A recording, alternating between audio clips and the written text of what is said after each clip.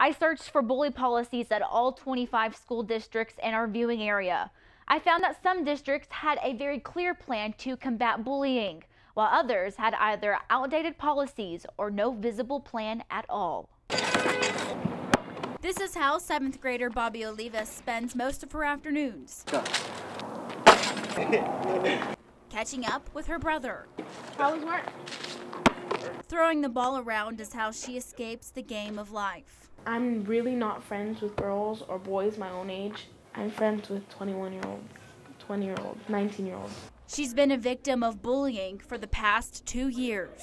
They would trip me, they would push me. One of the boys walked behind me and told me, "Be careful, you might break the chair." Eventually, she found she couldn't bounce back from the hurtful words. After a while, I started to believe what they were saying about me. There's really no point in being here. There's really no point of being in a school where everyone dislikes you. And I finally couldn't take it anymore, so I tried to kill myself.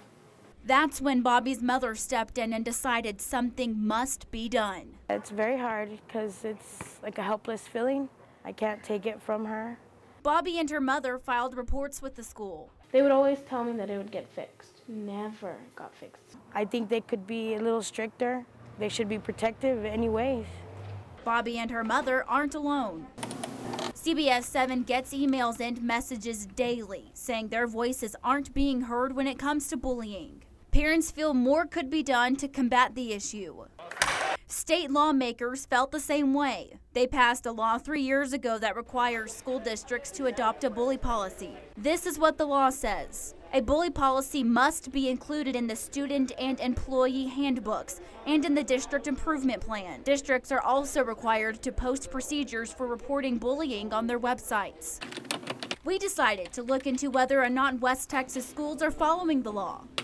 We looked at school after school, searching for bully policies on every district's website. Here's what we found. A student handbook for Fort Davis ISD was hard to find online. We were not able to find a bully policy in their handbook. The law also states school districts must always reassess their bully policy. We found the bully policies at Fort San ISD and Presidio ISD were outdated by at least a year.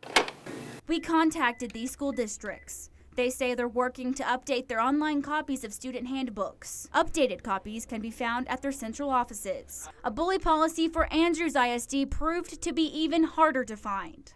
When we searched for their policy online, all we found was a student code of conduct book for Clear Fork Elementary for the 2012-2013 school year. The same year, House Bill 1942 went into effect. The handbook did not address bullying. This is the same community where bullying was believed to be a factor in the death of 12-year-old Valerie Stover. Friends of Stover say vicious Facebook messages and posts caused Valerie to take her own life. I could have done anything about it, I surely would have. Police even launched an investigation into the claims. Andrews ISD has remained silent on the issue.